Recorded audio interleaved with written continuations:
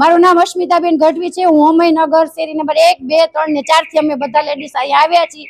અહીંથી ચેરમેન સાહેબ વયા ગયા છે, ખબર પડી અમારી 3 વર્ષથી ફાઇલ ફરે છે પણ કોઈ કાઈ કામ કરતું નથી। અને અહીંયા આવીને અમે 2 કલાકથી અહીંયા બેઠા છીએ પણ કોઈ અમને સાંભળવા તૈયાર નથી। અમે અમારા 3 વર્ષથી કન્ટિન્યુ અમારું પાણી ભરાય છે।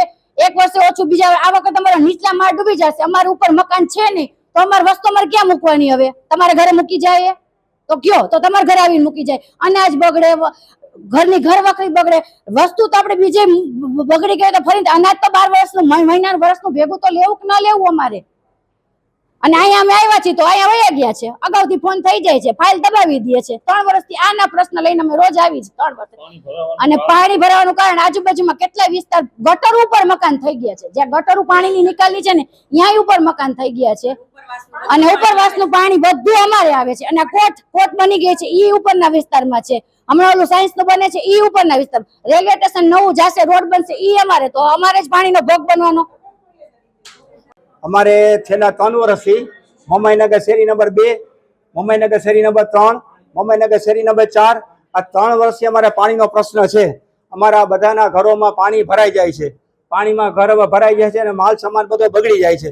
બીજો માલ સામાન ભલે બગડી જાય, પાણી ભરે ભલે, પણ નાના બાળકો છે એના વિશે શું આપણે વિચારવું? એના વિશે એની કેટલી તકલીફ પડે? આપણે મોટા ગમે તેમ કરી શકીએ, હાલો ખાલી વાત થાય છે, સમજવાની વાત છે। નાના બાળકો છે એની શું દશા થતી હશે? છેલ્લા 3 વર્ષથી અમે આજે કમિશનર સાહેબને મળવા આવ્યા હતા તો કમિશનર સાહેબ કે મીટિંગમાં છે। અમે ડીએમસી સાહેબ પાસે ગયા, ડીએમસી સાહેબ કહે કે તમે ચેરમેન સાહેબ પાસે જાઓ, તો અમે આ ચેરમેન સાહેબ પાસે આવ્યા છે। અમે 1 કલાકથી ચેરમેન સાહેબની ઓફિસમાં છે, ચેરમેન સાહેબ છે નહીં તો ચેરમેન સાહેબના પીએ જવાબ આપે કે સાહેબ મીટિંગમાં ગયા છે। તો અમે એમ પૂછીએ છીએ કે સાહેબ ક્યારે પધારશે, ક્યારે આવશે? તો અમે એનો વેઇટ કરી તો કોઈ જવાબ દેતા નથી, ક્યારે આવશે શું કાંઈ એમને કાંઈ ખબર નથી એમ કહે છે। તો અમને કોઈ સારો એમને આ પ્રશાસન તરફથી, સરકાર તરફથી અમને કોઈ જેને કાંઈ પ્રોત્સાહન મળતું નથી, અમને કાંઈ સરકારને કોઈ જવાબ આપતો નથી। જો હવે આના પછી અમારું નહીં થાય તો અમે મુખ્યમંત્રી સાહેબ પાસે રજૂઆત કરવા જશું, તો મુખ્યમંત્રી આવશે તો એને રજૂઆત કરશું અમે રૂબરૂમાં। અથવા હું હેન્ડીકેપ છું, દિવ્યાંગ છું, પેલા દર્શાવું છું કે દિવ્યાંગ છું, તો હું ચોમાસામાં 4 મહિના ઘરની બહાર નથી નીકળી શકતો પાણીના હિસાબે। મારા વાઈફે હેન્ડીકેપ છે, એ બહાર નથી નીકળી શકતા, તો મને હૃદયની તકલીફ છે તો મારે ઘરની બહાર નીકળવું જરૂરી છે મારા માટે। કોરોના હતો તો ઘરની બહાર, ઘરમાં નહોતો રહેતો, મારે બહાર રહેવું પડે, ખુલ્લી જગ્યામાં મારે રહેવું પડે, મને હાથના હિસાબે તકલીફ છે। ત્યાં વસવાટ કરે છે લગભગ સમજો કે 500 માણસ એબો અંદાજે 2, 3, 4 અમારે 3 શેરીમાં તકલીફ છે। 2 નંબરમાં, 3 નંબરમાં, 4 નંબરમાં નિશાવાળી શેરી કહેવાય અમારી, શું કહેવાય? ગવર્મેન્ટ સ્કૂલ વાળી શેરી કહેવાય, બરાબર છે।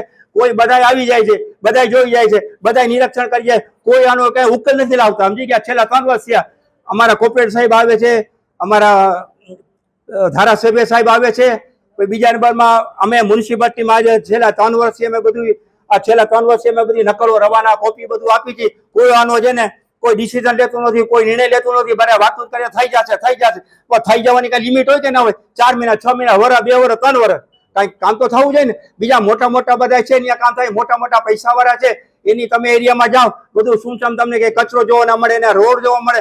અમારો ગરીબ મધ્યમ વર્ગ છે, અમે ત્યાં ગરીબ માણસો વસવાટ કરી છે, એટલે અમારા કામ ના થાય એવું જરૂર એવું છે કે પૈસાવાળાના કામ થાય અમારા કામ ના થાય?